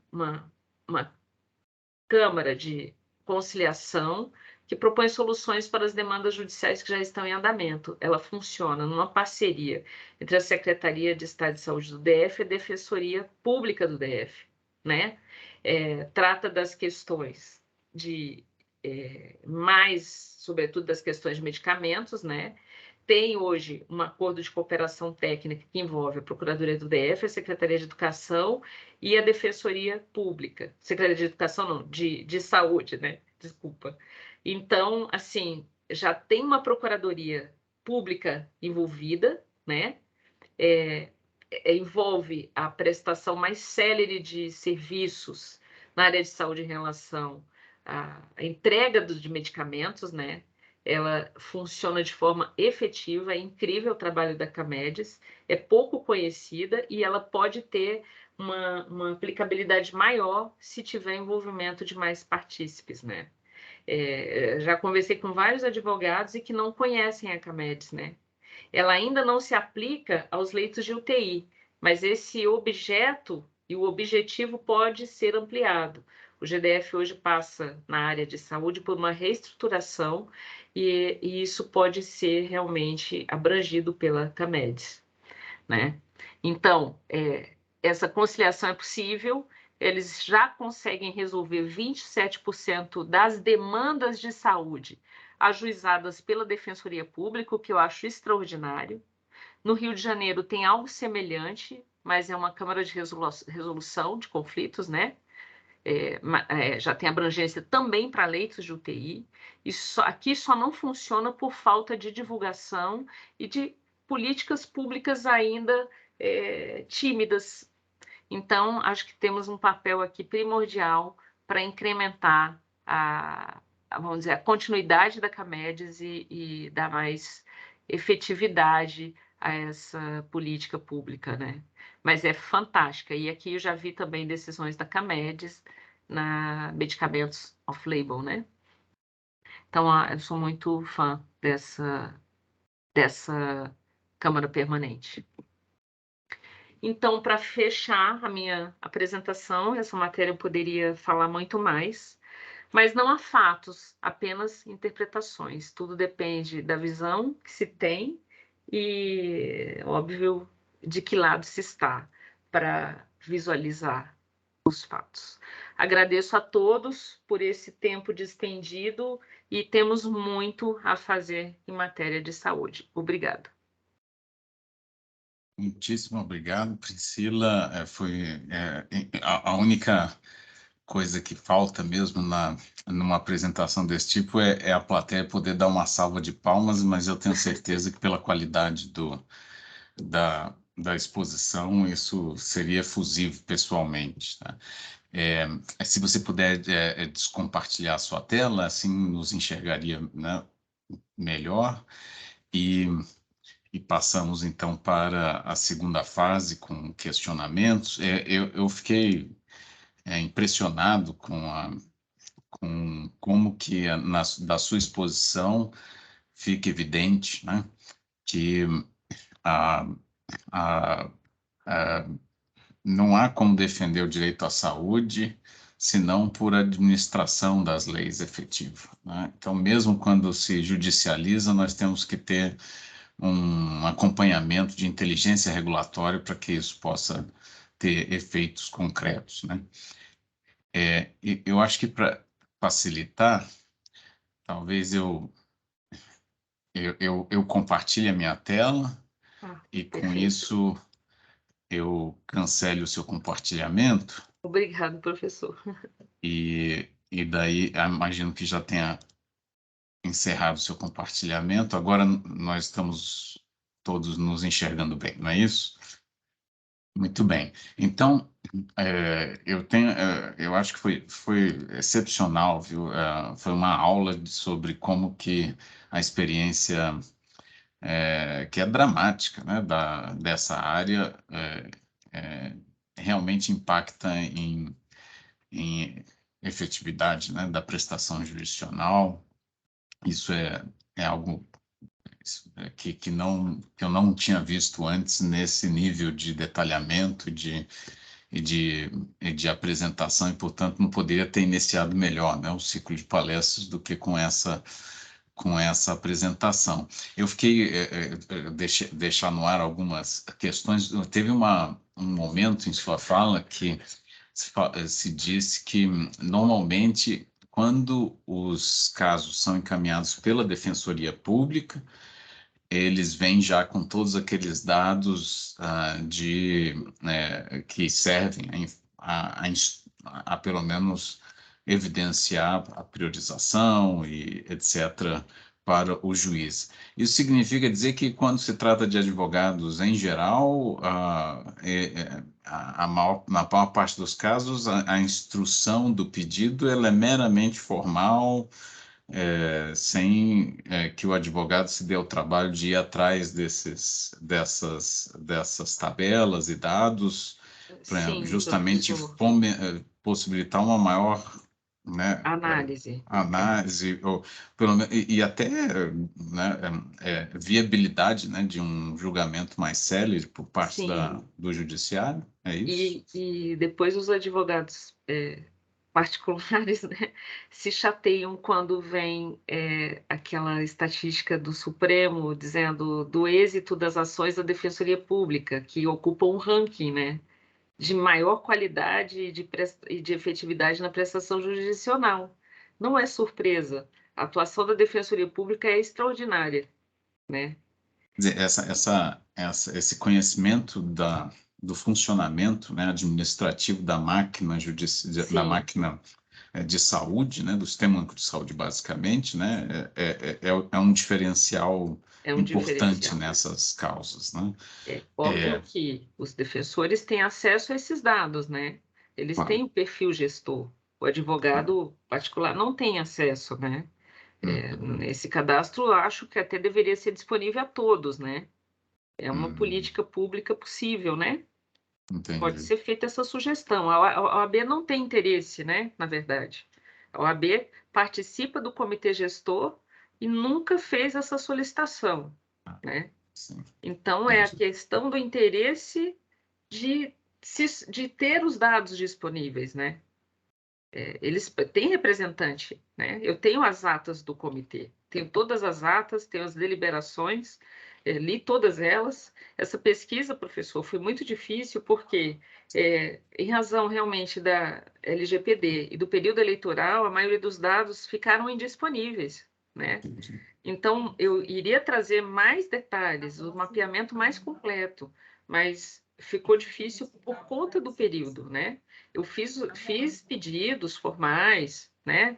E não tive os dados, não obtive todos os dados que eu precisava para a apresentação. Então, eu fiz o melhor possível no período de tempo, né? Que Isso estamos, né? mostra outro grande problema, né? Quer dizer, se a É, LGPD veio para bloquear o acesso a dados essenciais eu quase copiei de até link planejamento, isso é disponível no momento. traumático. Tem até uma tarjinha, né, da LGPD Aham, nos sites de entendi. pesquisa. Isso está prejudicando muito a pesquisa, né, no momento. Engraçado, né? Período eleitoral e LGPD com restrições, né, em todos os sites que têm dados que seriam públicos, né? E a empresa que está fazendo esse sistema atual é privada, Uhum. porque é aquela gestão do IGSDF, né? Então ainda tem outra questão aí, né? Bom, Então, está enquanto, muito sério isso. Demanda muita imagino. pesquisa, tem muita coisa interessante para a gente fazer. Bem, enquanto eu aguardo as pessoas levantarem as mãos, eu tinha um outro ponto que me chamou a atenção na sua fala, no que diz respeito à fixação da mora, né, Sim, administrativa. E daí, o horário de inserção na lista de espera é o considerado é para esse considerado, fim. tem E, jurisprudência. e isso significa tanto, quer dizer, e isso é algo que repercute diretamente sobre as costas do médico gestor, não é isso? Dos gestores e, Uhum, posteriormente, responsabilidade do Estado, né? uhum, uhum, Ainda tem um reflexo na esfera indenizatória, né? Da responsabilidade entendi. civil, né? Sem dúvida. Eu fiquei muito chocada com esse dado. Agora, também me chamou muito a atenção o seu slide sobre a fila para te criticar, sugerir e fazer, porque isso realmente é algo universal, né? Em Universo. que muita gente critica, pouca gente sugere, mas É, quase ninguém, né, né, arregaça as mangas para é. fazer. Bom, nós temos uma lista de pessoas que já pediram aqui. Eu vou passar a palavra. Eu peço que as pessoas, por favor, façam as suas questões o mais breve possível e vamos então encaminhando, tá, Priscila? O Perfeito. Tiago Maciel, por favor. Bom dia. Bom dia, Tiago. Bom dia, professor. Eu queria saber da doutora Priscila duas coisas, assim, qual a situação fática o juiz busca ali que se acredite, ele defira de concessão do leito de UTI. E se a pessoa que está com prioridade 1 está lá no pedido judicial, todas as UTIs estão ocupadas, tem uma outra pessoa ocupando e a prioridade dessa outra pessoa é menor, tipo 2 ou 3. Se eu posso deferir a liminar substituindo, mandando tirar a pessoa lá da UTI e colocar a que está com prioridade 1 com o pedido judicial. Por favor, Priscila. Se você desejar que eles façam todas as questões primeiro e depois responda... Posso ir respondendo. Pode responder, Tiago, perfeito. Bom dia, Tiago, obrigada. Eu não entendi a sua primeira parte da pergunta, eu não ouvi. Mas a segunda é que são criadas 2 filas a partir da liminar, né? Não tem essa substituição, né? Criam-se 2 filas, né? Primeira dos pacientes regulados sem concessão de liminar e outra fila após a concessão da liminar. Então, uma não interfere na outra, né? Então, não tira um paciente de uma situação para a inclusão do outro, né? No sistema se criam 2 filas, por isso que eu coloquei aquela telinha, fila com concessão, depois eu até coloquei o gráfico sem concessão de liminar, então não tem essa... Na verdade, são 2 filas, não sei te dizer qual que é a pior, tá? Porque essa segunda fila com a concessão de liminares, ela fica quase ingerenciável. Na pandemia, inclusive, saiu uma norma, uma resolução do comitê gestor, até dizendo que não se criariam 2 filas, teve uma única fila na pandemia. Em situação normal, que não pandêmica, se criou sim, tinham 2 filas. Na pandemia, uma única fila. Inclusive, na pandemia, não teve tanta concessão de liminar quanto se imagina, tá? Porque todo mundo tinha a mesma situação. Aqui, esqueci de dizer isso, foi muito boa a sua pergunta. Na pandemia não teve aquela análise de prioridades clínicas. Aquela análise de prioridades clínicas foi só para situações fora da pandemia. Então, quando na situação não fora do período de pandemia, 2 filas, uma para pacientes regulados não amparados por liminar, que seguem aquela ordem, e depois outra fila para pacientes com a medida concedida. E aí se cria uma nova fila, aí um gerenciamento é totalmente feito pela Secretaria de Estado de Saúde do DF. E a primeira parte da sua pergunta? Não, eu queria saber sobre a situação fática que embasa o deferimento.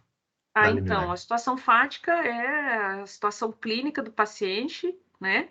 De doenças variadas em que tenha risco de... Eu vejo como risco de morte, mas o pedido é feito como risco de vida, né? Eu sempre, quando eu lia na assessoria, eu via como risco de morte. Isso coloca um risco de vida. E instruir com laudos médicos, né? E, enfim, para transferência de leito, né? De um modo geral, é isso. Tanto que no NATJUS, que é um sistema utilizado no TJDF, é inserida a informação técnica, tá? Aí tem um quadro técnico no TJDF, que auxilia as varas da Fazenda Pública, que colocam lá, paciente com risco de óbito, se não deferida a medida, até colocam um limite temporal. E os juízes do TJ utilizam, os da Justiça Federal não utilizam. É muito mais segura essa ação até ser ajuizada no TJ. Eu não disse isso, tá? Bem, obrigado, Priscila. O João Vitor Teles, por favor. Bom dia, Priscila. Bom dia, professor e demais colegas. Boa parte da minha pergunta já foi respondida na pergunta do colega, a pergunta anterior. Ela se relaciona justamente com essa questão das filas. Me pareceu um pouco nublado, porque, assim, a senhora comentou que hoje há um esforço muito grande, tanto nos tribunais como junto aos magistrados de primeira instância, para que as melhores decisões sejam tomadas. Só que, assim, quando a senhora estava comentando, me pareceu que, nós temos um corpo jurídico que trabalha para auxiliar esses magistrados, mas, ao que me parece, não tem-se um trabalho tão grande do pessoal da área da saúde, especificamente da área da saúde. Então, é isso que eu gostaria de saber. No caso dessas filas, considerando aqui condições, né, normais de temperatura e pressão, digamos assim, há digamos que, uma ação maior por parte do pessoal da saúde para auxiliar no gerenciamento dessa fila, digamos assim, o paciente A deve subir, ter preferência, o paciente B pode descer, ou isso realmente é feito somente pelo pessoal do judiciário? Então, bom dia. Ótima sua pergunta.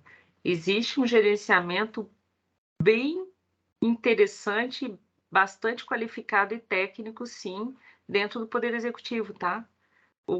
Aquelas câmeras de regulação que eu falei lá no início da apresentação, tem pessoal especializado para fazer todo e qualquer tipo de avaliação técnica. Só que a gente não costuma confiar, né? Passa um descrédito, né? Nessa análise.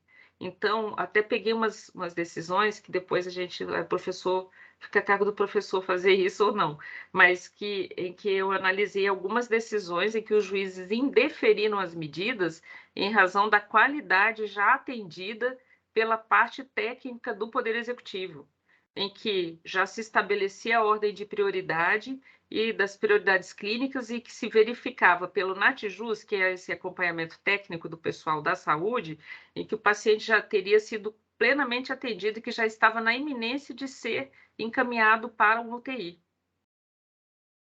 Eu achei extraordinário essas decisões do TJ, a grande maioria nesse sentido, inclusive, tá?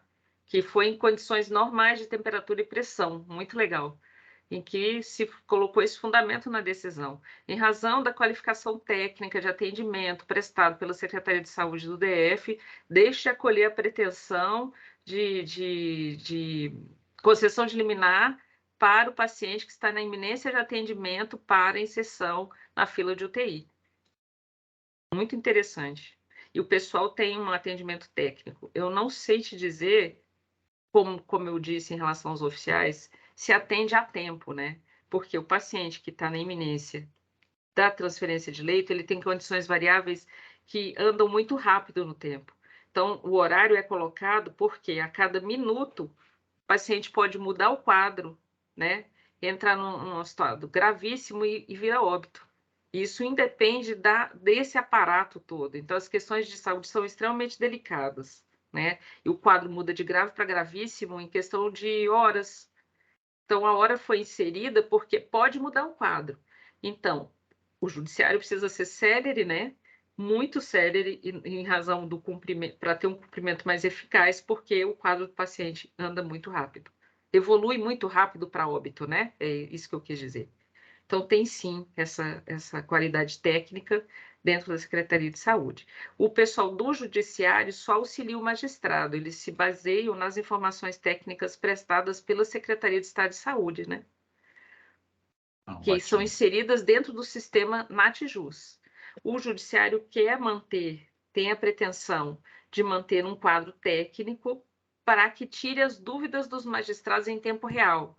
Inclusive, tem a perspectiva de se fazer convênios com o Sírio-Libanês e com o Hospital Albert Einstein, né, para que isso seja em tempo real. Talvez seja assíncrono, porque às vezes o magistrado faz requerimento agora e vai ter um médico disponível, mas essa informação vai ser inserida no sistema para o magistrado, quando ele abrir novamente o acesso ao sistema, ele já vai ter a informação disponível. Esse é um convênio muito caro, mas eu acho muito necessário. Isso vai ser uma determinação do Conselho do Fórum Nacional de Saúde, né, já desenvolvido pelo CNJ, e que vai inserir essas informações em tempo real. Obrigado, Priscila. São várias pessoas querendo perguntar. Agora, Irene, por favor.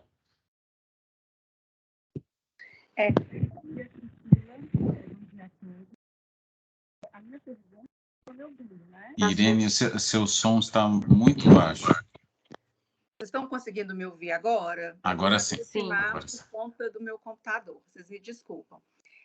Eu acho que essa questão que envolve a gestão de leitos, doutora Priscila, eu vou no sentido dos colegas anterior, e eu queria ouvi-la, né, e trazer uma contribuição da importância da gestão de leitos para que se acomode de maneira específica as demandas que o judiciário traz.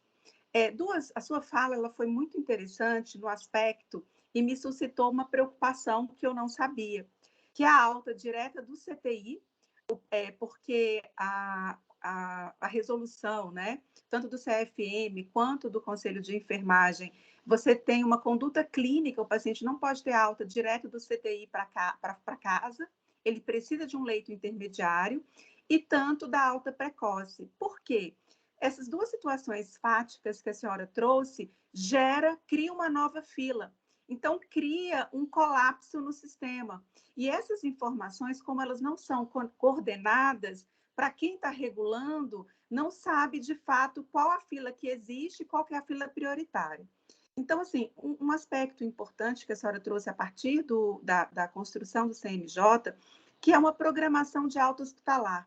Será que precisa de uma gestão também, nesse tempo real, de uma programação de alta hospitalar disponível para o magistrado ou para quem vai subsidiar o magistrado, de que existe uma programação de alta hospitalar, trazendo para a gestão jurídica essa programação e, mais do que isso, essa gestão de processos? Vocês já suscitaram isso nessa comissão gestora, porque eu acho que é um dos, assim, né, penso eu, de melhorar a oferta desses leitos. Irene, muito boa a sua pergunta, complexa do ponto de vista técnico, né? Eu não tenho tanto conhecimento nessa questão de alta hospitalar, mas naquelas abas ou alas, né, que está assim mencionado no sistema, tem lá um campo específico de alta, né? Não sei se dá para ver nos slides, né? Mas tem um campo específico para alta, né? A alta, ela realmente, depois do leito de UTI, se houver melhora, vai para um leito intermediário. Sim, os profissionais de saúde envolvidos têm que prestar as informações e tem que haver o acompanhamento posterior, sim. Ele tem que retornar, a saída é gradativa, né? Ele não pode ter alta imediata, até mesmo porque se tiver, é o risco de óbito, como eu te falei, né? Assim, falei para todos a verdade, né? Te falei, tem muita extinção de processo que, infelizmente, a expressão é essa, perda de objeto, porque tem morte muito recorrente depois das concessões das medidas. Seria maravilhosa a implementação da sua ideia, porque precisa acompanhar o pós-concessão, né? Porque a gente não sabe quais seriam os efeitos, né? E se foram cumpridas as determinações efetivamente depois, né? Porque existe sim dentro da secretaria, aí é propor, né? É uma coisa se levar para as reuniões sim, para que se acompanhe o pós, porque existem necessidades pós-concessão e podem gerar outras medidas, né? Que é o paciente, o exemplo que eu trouxe foi do paciente que precisaria de consultas pós-internação, né? Mas vamos dizer assim, o retorno para a internação existe. A intermediação, leitos menos complexos também, né? Vamos dizer assim, a diminuição da complexidade da internação existe sim, né? Eu acho que tem equipes de enfermeiros, aí só que hoje é exigido o médico regulador dar o parecer para que exista qualquer movimentação dentro do complexo hospitalar. Isso eu te garanto, porque é observado no novo sistema, em que eu não pude trazer as telas para que vocês pudessem visualizar, que aí é aquilo que está vedado pela LGPD, né? Porque a primeira tela já fala os nomes dos pacientes, matrículas, registros, até o número da cama é colocado, para você ter uma ideia. Então, o registro é para fazer o inventário do SUS, né? Ou se for no hospital privado, para que se tenha acompanhamento de qual hospital o paciente foi alocado, né? Então, tem isso tudo, mas é interessante fazer esse acompanhamento, sim. Eu devo participar de uma reunião futura, né, pela Justiça Federal, e vou até verificar se tem esse relatório. Mas naquele primeiro sistema, Track System, tem uma ala de leitos intermediários. Tem lá, leitos da segunda fila, sim, porque tem a primeira, que é dos pacientes regulados sem concessão de medidas, né, que é o acompanhamento regular da Secretaria de Saúde, e tem a outra fila dos pacientes com liminar. Isso eu acompanhei o sistema, né? Eu verifiquei junto com o juiz, eu só não pude trazer as fotos que vocês pudessem visualizar os mapinhas, né? Que era a minha ideia, né? mas eu achei que por uma questão legal eu não poderia trazer hoje, né? Mas excelente, sim. Assim, é uma gestão importante, eu acho que eles fazem. A Secretaria de Saúde, por incrível que pareça, aqui no DF faz muita coisa. Só no portal Transparência a gente só tem ideias dos relatórios genéricos, né? Os mais detalhados é só para quem é da área que realmente tem a real compreensão. Mas muito bom. Muito obrigado, Priscila. Eu vou fazer o seguinte, como nós estamos chegando já no nosso limite, vamos pegar mais 3 questões, tá? E eles, se pudesse só anotar, Priscila, para que pudesse responder em conjunto. Então, vou passar a palavra ao Rafael de Oliveira, primeiramente, Bittencourt. Bom dia, Priscila. Bom dia, professor. Bom dia, colegas. A minha pergunta é bem pontual, sobre o sistema que foi citado, que é utilizado pela Central de Regulação de Internação Hospitalar, né? Você tem o sistema web, e onde é falado que tem um cruzamento de dados de classificação de risco. Eu queria saber qual nível de automatização esse sistema tem, né? E se esses critérios são divulgados, amplamente divulgados, transparentes, para que se tenha a compreensão de como se deu essa classificação e a decisão de disponibilização da vaga de UTI ou não. Bom, os sistemas, o que era utilizado com acesso público, né, era o sistema TREC, como eu te disse. Eu não conheço, assim, eu não tenho conhecimento dos algoritmos que propiciaram a confecção da visualização dos dados e tal. Não sei se é isso que você está perguntando. Aquela classificação foi objeto de várias reuniões, elas têm apoio nas normas do CFM, né?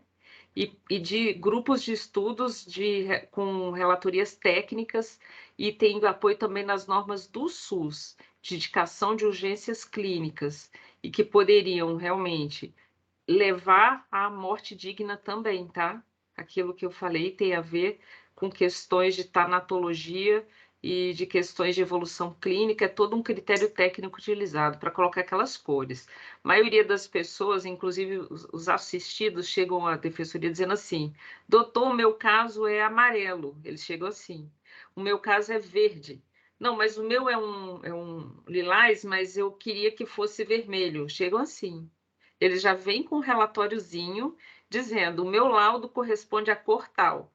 E aí as pessoas, o que acontecia? As pessoas com um relatório lilás chegavam sem esperança. Aí incumbia o defensor elaborar um pedido em que pudesse englobá-lo numa possibilidade de pedido para concessão do liminar.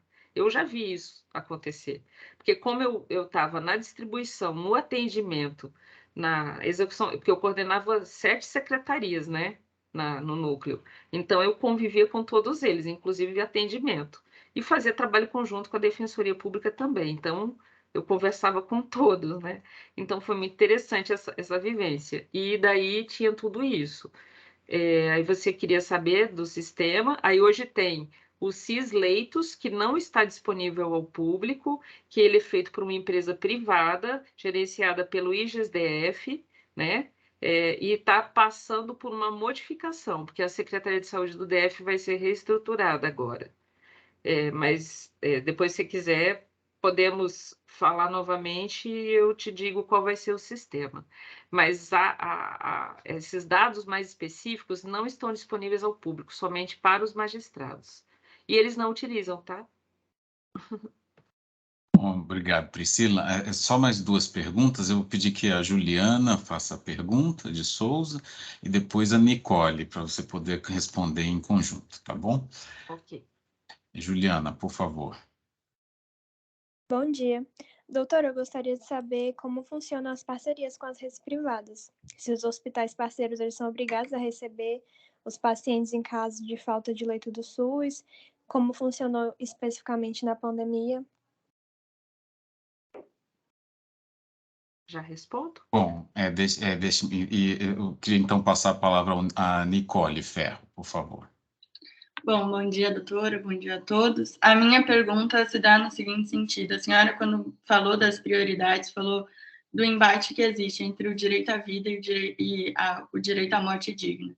e é um critério objetivo, enfim, aplicado pelos juízes, né, dessa questão toda técnica de quem vai sobreviver e quem já está ali na iminência da morte e tal.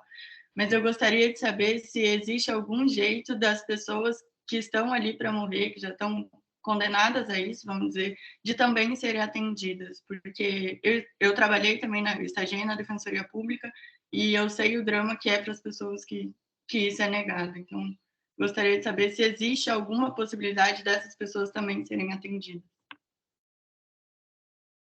Então, são questões extremamente...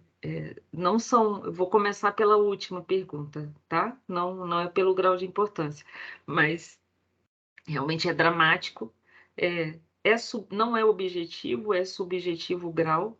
O juiz não está vinculado àquela classificação, é apenas um indicativo, mas a grande maioria segue aquela classificação, porque o juiz se sente mais seguro diante de um critério técnico indicado.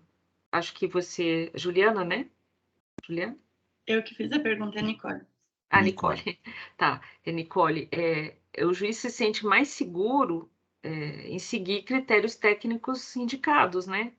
Mas até na apresentação eu me referi a um caso em que o TJDF decidiu contrariamente àquela indicação, né? Em que o paciente era mais dramática a situação. Ele estava no critério 1, tinha total indicação para concessão de liminar e o critério foi desconsiderado pelo juiz, né? Que estava apreciando o caso em pandemia e se tratava da hipótese que a nossa primeira pessoa fez a pergunta, acho que é assim, a Juliana, né? Perguntou, era transferência para um hospital privado, porque foi no período de pandemia, né? Então, o hospital privado faz, sim, os leitos podem ser disponibilizados no hospital público ou privado, certo? Tem um número de vagas X, Y, Z, né? X num período normal, Y num período intermediário, Z na pandemia, porque ultrapassou o número normal de qualquer situação prevista no mundo, né? Tanto que foram ampliados o número de vagas. Depois foi o quê? Tem uma discussão se poderiam ser contratados, né, esses leitos. Independente da previsão, acho que o professor, né, não sei se essa notícia chegou a todos, mas esses hospitais puderam contratar, fazer contratos independente desses convênios existentes no SUS para os leitos disponíveis nos hospitais privados também, diante do caos da pandemia, né? Teve essa situação também na pandemia. Então, pode ser público, privado e até contratado, né? Foi essa situação da pandemia, né? Então, foi o caos, né? Sem qualquer possibilidade de gerenciamento ou fiscalização posterior, né? Dos recursos, né? A pandemia extrapolou tudo, né? Toda e qualquer situação. Então, assim, o juiz não está vinculado a essas situações, aquela classificação, e a pessoa pode, sim, conseguir uma decisão, só que já fica com uma chance mais remota, né? Porque é totalmente subjetivo. As assessorias técnicas têm o dever de informar o juiz da situação de risco ao qual o paciente se submete. Daí ter mais condições de sustentar uma decisão mais eficaz. Eu digo eficaz porque quanto mais subsidiado o magistrado estiver, menos chance de óbito o paciente tem. Isso é num primeiro raciocínio, né? Mas como a situação em quadro de UTI, ela realmente se modifica a cada minuto, isso é um estudo técnico também existente, que é inserido no NATJUS, que é esse sistema de apoio. Os magistrados, ao decidir essas questões de transferência, têm que ter ciência de que as mudanças vão ocorrer. Então, acontecia aquele problema que eu disse dos oficiais, né, de justiça, que iam cumprir as decisões e, às vezes, no trajeto, o paciente morria. Isso não tinha a ver com a ineficácia, né, do serviço que o oficial prestava, mas porque existe modificação do quadro de saúde do paciente de UTI, que é sui generis, não é comum. Se for gravíssima a situação, o paciente vem a óbito antes do cumprimento. Então, o que a gente fez? Minimizou os efeitos em relação à burocracia. Mudou o procedimento de cumprimento para tentar garantir a eficácia se não houvesse modificação independente da situação de cumprimento eficaz da decisão, né? Foi isso que foi feito. mas existe uma mudança. Então, já tem a própria situação de emergência, esse limiar entre vida e morte, e tem a questão da eficácia do cumprimento da decisão. Primeiro, o pedido já é complicado, prevenção, né, ações ajuizadas em vários lugares, decisões conflitantes, questão de eficácia ou não do cumprimento da decisão, a situação do paciente que é de risco, altíssimo risco, e a mudança da situação fática, né? E a iminência da vida e a morte, ou seja, é complicadíssimo. É a gestão, a interface entre os poderes, gestão pública, o que é certo, o que é errado, e, né, conceder ou não, e ainda essas situações extremamente delicadas. O tema realmente é bem complicado, e na prática as dificuldades são absurdas. Não é fácil. Muitíssimo obrigado, Priscila. Nós chegamos ao nosso limite, só por isso, né, teremos que encerrar, mas foi uma excelente exposição, acho muito esclarecedora e certamente será muito demandada, né, Obrigada, por quem efetivamente demanda. Eu vou encerrar a gravação